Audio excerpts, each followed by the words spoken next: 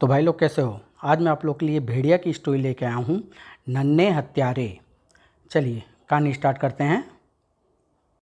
बच्चों व शैतानियों को अगर एक दूसरे का पर्यायवाची मान लिया जाए तो शायद गलत नहीं होगा, मगर कई बार बच्चों की यह शैतानियाँ बड़ा भयानक रूप भी ले लेती है, जैसा बवाना कबीले में हुआ। तुम सब फिसड्डी अपना अपना निशाना लगा कर देख चुके हो, सब के सब फूस। लो अब बाबू का निशाना देखो, बड़ा आया निशानची। हंस लो बच्चों, मैं अभी तुम्हें अपना कमाल दिखाता हूँ। ओह तुम चूक गए, ओह अब मेरी बारी है। नहीं नहीं मेरी। उफ, इन बच्चों को उछल कूद के अलावा और कोई काम नहीं। ए सुनो, यह शैतानी करना बंद करो और जाकर कुछ काम करो, समझे। बाबू, यह बूढ़े लोग हमारे खेल को शैतानी क्यों कहते हैं। कोई चिंता नहीं काकू, आओ इसके सिर पर रखे सामान को तीरों से गिराकर इसे मजा चकाते हैं। और सब बच्चों के धनुष से बाण छूटकर उस बूढ़े व्यक्ति के सिर पर रखी टोकरी की ओर लपके। मगर आह, अरे बाबू ये तो मर गया, अब क्या होगा।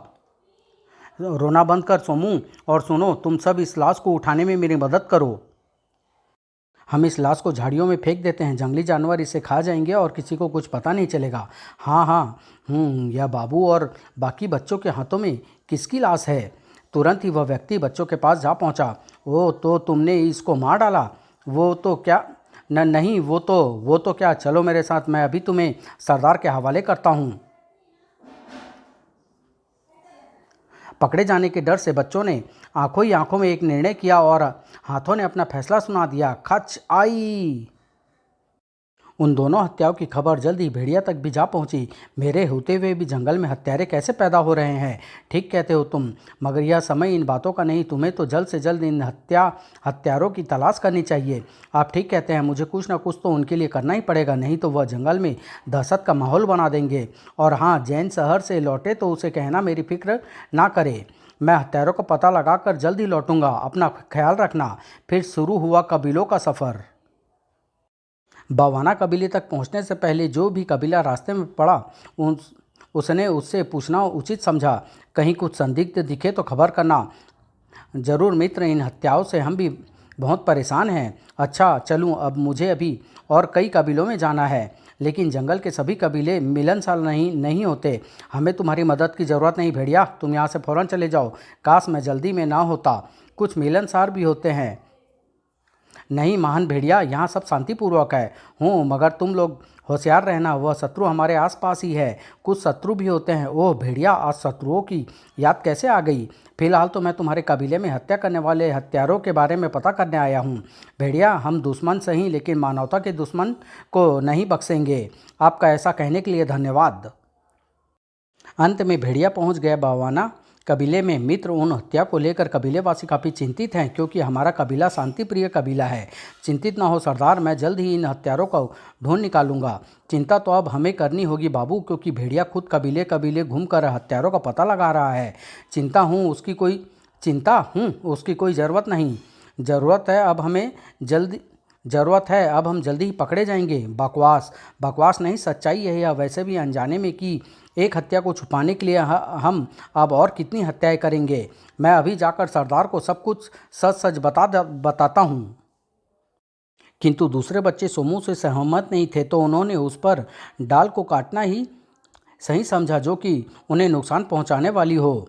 काकू, इसका ऊंची आवाज़ में बोलना हमें मुश्किल में डाल सकता है, और अपने रास्ते की हर मुश्किल को हम उखाड़ फेंकेंगे। खच। ओह, तो यह है वह हत्यारे जिन्हें भेड़िया तलाश कर रहा है। मुझे जल्दी ही यह खबर फौजों को देनी चाहिए। अरे यह आवाज़ कैसी। कुछ नहीं बाबू, एक मोर है, भला वह हमारा क्या बिगाड़ सकता है। अरे हो सकता है उसने हमारी सारी बातें सुन ली हो। अगर उसने सारी बातें जाकर फौजों को कहती तो हम सब मारे जाएंगे। वह बूढ़ा, हाँ वह मशहूर बूढ़ा जो सभी जानवरों व पक्षियों की बोली जानता है। लेकिन बस एक ही तरीका है अब, लेकिन अब तक तो वह मोर जंगल से गुम हो चुका होगा बाबू। आखिर थे तो बच्चे ही, जंगल के सभी मोरों को मार डालने की बचकाना निर्णय कर वह सब चल दिए। वह रहा एक मोर, एक वहाँ भी है।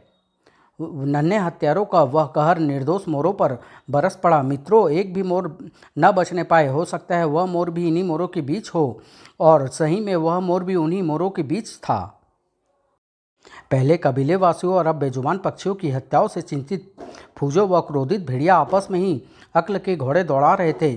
बस एक बार वह हत्यारा मुझे मिल जाए, मैं उसका समूल नाश कर दूंगा। ठीक कहते हो, मगर कबीले वालों से ज़्यादा मुझे इन बेजुबानों की हत्याओं ने विचलित कर दिया है। इच्छा होती है कि उन हत्यारों को जिंदा ही जला डालूं। नहीं बाबा, यह काम आपका नहीं, मेरा है, और मैं उन्हें दिखा दूंगा कि भेड़िया वास्तव में भेड़िया है। भेड़िया गुस्से में अपने बालों को खींचता हुआ वहां से चल दिया। भेड़ियों के जाने के बाद तब जबकि पक्षियों के अपने अपने घोंसले में जाने का समय होता है। फिजो बाबा, तुम इतने घबराए हुए क्यों हो और इस समय यहाँ क्या बात है? बाबा, मेरी घबराहट का कारण वह बच्चे हैं जिन्होंने यह सब हत्याएं की है। क्या? हाँ, उन्होंने मुझ पर भी तीर चलाए, लेकिन पेड़ के पीछे होने के कारण मैं बच गया। ओह, इतना ही नहीं, उन्होंने मेरे सामने अपने साथी को भी हत्या कर दी, क्योंकि वो सब सच सच कबीले के सरदार को कहने जा रहा था। वह कहाँ पर थे? यहाँ से जंगल के उत्तरी पश्चिमी किनारे की तरफ। ओह, वहाँ पर ही तो बवाना कबीला है। हाँ, हमें जल्द बवाना कबीले जाकर इसकी खबर सरदार को देनी चाहिए, और सबूत के लिए तुम मेरे साथ चलो। चलो फूजो बाबा। मोर की बातें सुनकर फूजो को यह समझते देर न लगी कि मोरों की मौत के पीछे असली कहानी क्या है। अब सारी उलझन दूर होती जा रही है। इस चश्मदीद गवाह को मारने के चक्कर में उन्होंने बाकी मोरों को भी मार डाला। कुछ समय पश्चात बवाना कबीले से लगभग आधा फर्लांग पहले ही, वह देखिए फूजो बाबा, वह रहे वह बच्चे। इन्हें भी अपने साथ सरदार के पास ले चलता हूँ। फूजो व मोर को एक साथ आते देख बच्चों के चेहरे पीले पड़ गए। ओह, लगता है फूजो सरदार से मिलने आया है। काश यह हमें कबीले से कहीं दूर मिला होता। सुनो बच्चों, मुझे मालूम है कि उन सभी हत्याओं में तुम्हारा हाथ है। भलाई इसी में है कि चुपचाप मेरे साथ सरदार के पास चलकर अपना अपराध स्वीकार करो। अगले ही पल, हमें क्षमा कर दो फूजो बाबा, हम ऐसा काम कभी नहीं करेंगे, कभी नहीं। क्षमा करो, क्षमा करो। बच्चों की इस हरकत से फूजो का कोमल हृदय द्रवित हो उठा। क्षमा तो कर दूंगा, लेकिन उसके बदले में तुम्हें यह सज़ा तो अवश्य ही काटनी होगी। तुम्हें घायल पक्षियों और जानवरों की सेवा करने के लिए मेरी कुटिया पर रोज आना होगा। बोलो, मंजूर है? हमें मंजूर है बाबा। अगले दिन सुबह फूजो की कुटिया में, लो बच्चों, इस दवा को पक्षियों के घाव पर लगाकर पट्टियाँ बांध दो। जी अच्छा, अच्छा बाबा।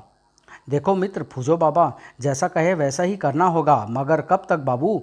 जब तक फूजो को खत्म करने का मौका न मिल जाए, समझे? समझा। कुछ देर बाद, चलो बच्चों, अब तुम्हारी थोड़ी देर की छुट्टी है। चाहे तो आराम करो, चाहे तो खेल लो। आराम और खेल तो अब तेरी मौत के बाद ही करेंगे फूजो। पूर्व कल्पित मौका मिलते ही बच्चों ने अपने अपने धनुष संभाल लिए। आओ हम सब निशाना लगाने का खेल खेलें। हाँ हाँ, चलो यह खेल खेलें। चूक गया, मगर आज बाबू का निशाना नहीं चुकेगा। काकू, यह पत्थर अपने सिर पर रखकर तुम खड़े हो जाओ, और फिर मेरा कमाल देखो। अभी बाबू ने धनुष सामने ही ताना था कि ठहरो। ओहो, यह भेड़िया कहाँ से आ गया? देखो, अगर तुम्हारा निशाना चूक गया तो तीर पीछे खड़े फूजों को भी लग सकता है। आओ भेड़िया, कहो कैसे हो? ठीक हूँ, मगर उस हत्यारे के न पकड़े जाने और अभी तक जैन के शहर से न लौटने के कारण परेशान हूँ। मगर यह बवाना कबीले के बच्चे यहाँ क्या कर रहे हैं? पिछले दिनों हुई हत्याओं से काफ़ी परेशान थे, इसलिए काम के बहाने मैं इन्हें यहाँ ले आया हूँ। न जाने क्यों छिपा गया था फूजो भेड़िया से असली बात। अच्छा बताओ, अब तुम सब कबीले वापस जाओ। अच्छा बच्चों, अब तुम सब कबीले वापस जाओ, कल फिर ठीक समय पर आ जाना।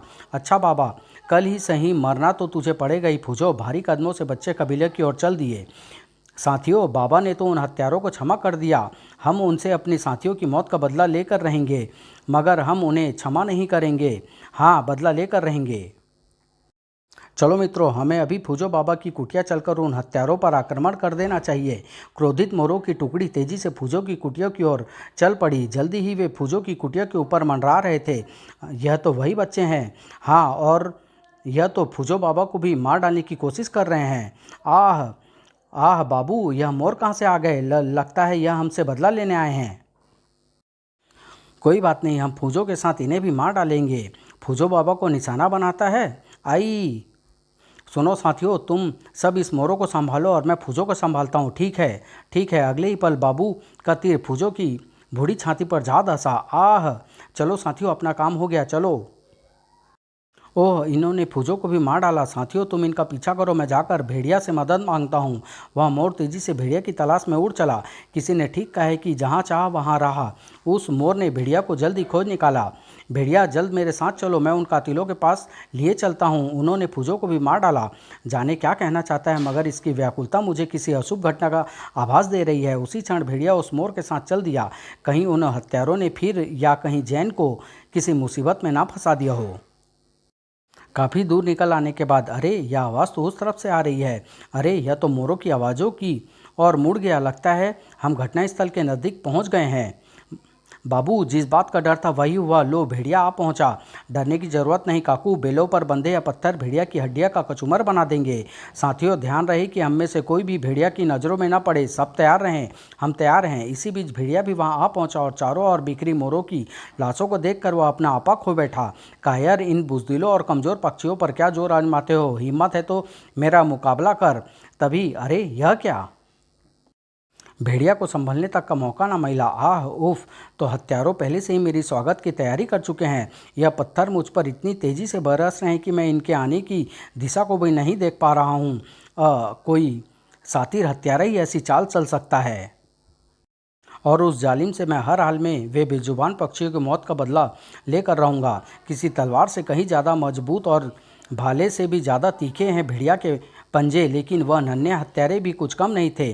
न नहीं, भेड़िया खुद को संभाल, यह मामूली चोट तेरा कुछ नहीं बिगाड़ सकती। हाँ, अगर हत्यारे भाग निकले तो वह इस जंगल का नक्शा जरूर बिगाड़ देंगे।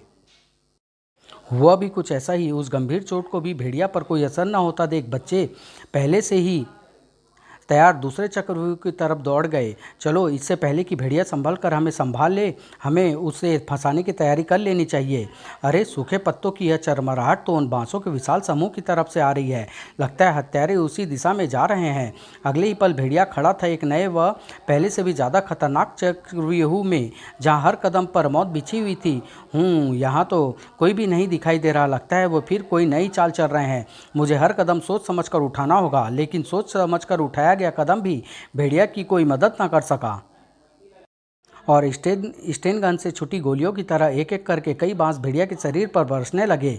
वो पहले बेलों पर बंधे हुए पत्थर और अब यह लचीले बांस जो तीव्र गति से मुझ पर बरस रहे हैं। बांसों के इस विशाल समूह को उन नन्हे हत्यारों ने कुछ इस तरह आपस में उलझाया था कि वह भेड़िया के शरीर की हलचल से सुलझकर उस पर बड़े मजबूत प्रहार कर रहे थे।